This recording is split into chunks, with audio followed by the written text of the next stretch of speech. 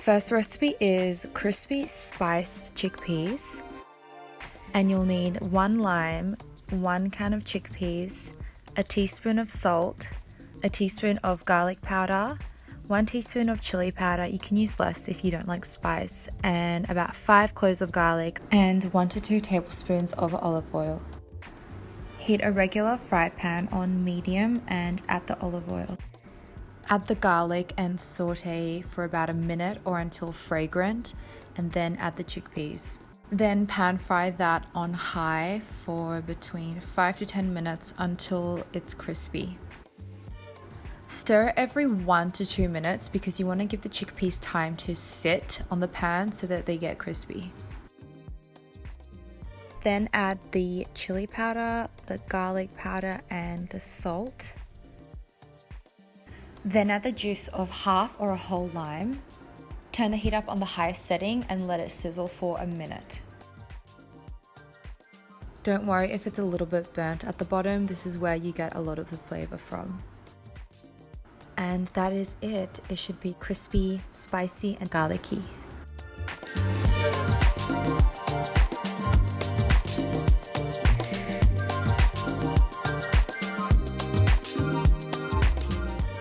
Next is sweet potato drizzled in tahini and maple syrup. You'll need 1 to 2 orange sweet potatoes, maple syrup, and tahini. Make sure your sweet potatoes aren't too thick, otherwise it will take a lot longer for them to cook.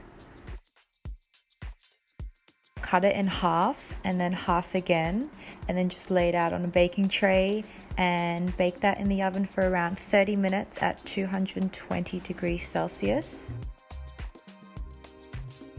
If they're still a little bit hard after 30 minutes, you can just prick them with a fork and bake them for about 5 minutes longer until they're soft and cooked through.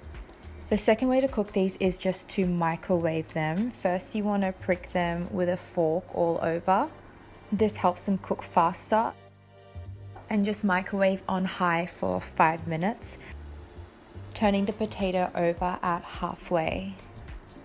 It actually tastes really good in the microwave. I was pretty surprised. I usually cook them in the oven, but this was a lot quicker and it tasted just as good. And to finish off, just drizzle it in tahini and add a little bit of maple syrup, and that is it.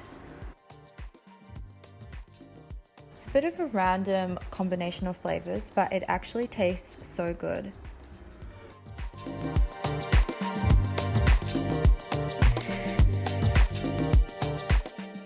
And the third recipe is 1 pot lentil pasta. You will need half a cup of mushrooms, 5 garlic cloves, 1 to 2 tablespoons of olive oil, half an onion, 1 cup of pre-cooked lentils, a handful of spinach, a cup of vegetable stock. If you don't have this, you can just use water instead, half a tablespoon of balsamic vinegar, 2 bay leaves, a teaspoon of Italian herbs, 1 tablespoon of garlic powder, a can of tomatoes. I used whole peeled Italian tomatoes, and 2 tablespoons of tomato concentrate, 1 to 2 teaspoons of salt, half a teaspoon of pepper, and 125 grams of pasta. Here I'm using red lentil pasta because it's really high in protein and it has a really nice flavor to it. After heating a pan on medium to high heat, add the olive oil, the onions, and cook for a few minutes till translucent. Then add the garlic and saute that for a minute or so until it's fragrant.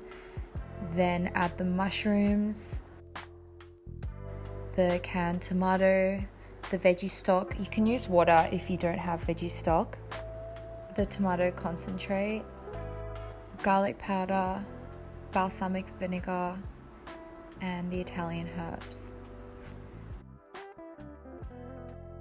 Bring it to a boil, and once it's boiling, add in your pasta.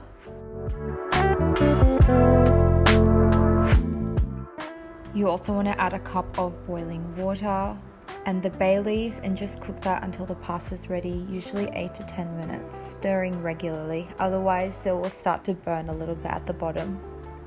When the pasta's cooked, add in your lentils and spinach, salt and pepper, and just stir that through and let it simmer on low to medium heat for a minute.